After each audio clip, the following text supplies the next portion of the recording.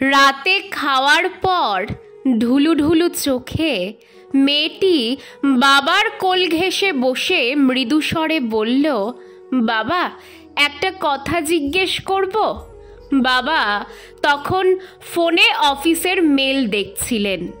খানিক বিরক্ত গলায় বললেন, বলো তুমি 1 ঘন্টায় কত টাকা আয় করো বাবা? বাবা অবাক হয়ে তাকালেন। তুমি এই সব কথা কোথায় শিখছো? কেন জানতে চাইছো? মেয়ে একটু ইতস্তত করে বলল, বাবা প্লিজ বলো না, জানলে ভালো লাগবে। বাবা একটা দীর্ঘশ্বাস ছেড়ে বললেন, প্রায় 100 টাকা আয় করি 1 ঘন্টায়। কেন? মেয়েটি চোখ নামিয়ে নিয়ে আস্তে করে বলল, ও আমি কি তোমার কাছে 50 টাকা ধার পেতে পারি? এইবার বাবার ধৈর্যচ্যুতি ঘটল। তিনি গর্জে উঠলেন, তুমি এই বাজে প্রশ্ন করছো শুধুমাত্র পুতুল কেনার জন্য? আবার টাকা চাও? ঘুমাতে যাও এক্ষুনি। মেয়েটি কিছু না বলে মাথা নিচু করে নিজের ঘরে চলে গেল। রাত গভীর হতে থাকলো, কিন্তু বাবার মনের ভেতরে অস্বস্তি যেন বেড়েই চলেছে। মেয়েটা কখনো এমনভাবে টাকা চায় না, নিশ্চয়ই কোনো দরকার ছিল। বাবা ধীরে ধীরে মেয়ের ঘরে গেলেন। দেখলেন মেয়ে এখনো জেগে।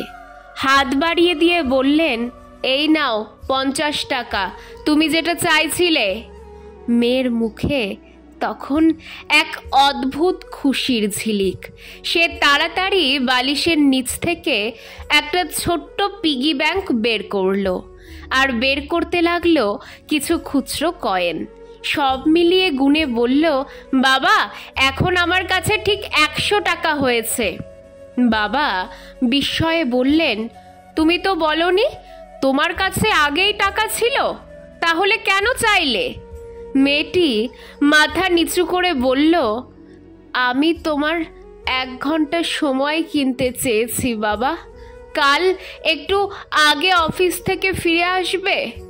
আমি তোমার সাথে রাতের খাবার খেতে চাই। বাবা আর নিজেকে ধরে রাখতে পারলেন না। মেয়েকে জড়িয়ে ধরে হাউমাউ করে কেঁদে ফেললেন। এই গল্পটি থেকে আমরা কি শিক্ষা পেলাম বলুন তো?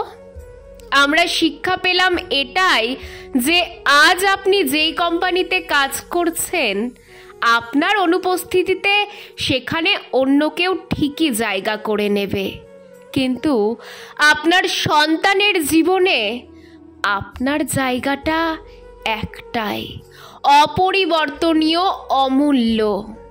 তাই কেরিয়ার হোক বা স্বপ্ন, সব কিছুর মাঝেও সময় দিন পরিবারকে, কারণ তারা শুধু ভালোবাসা চায়।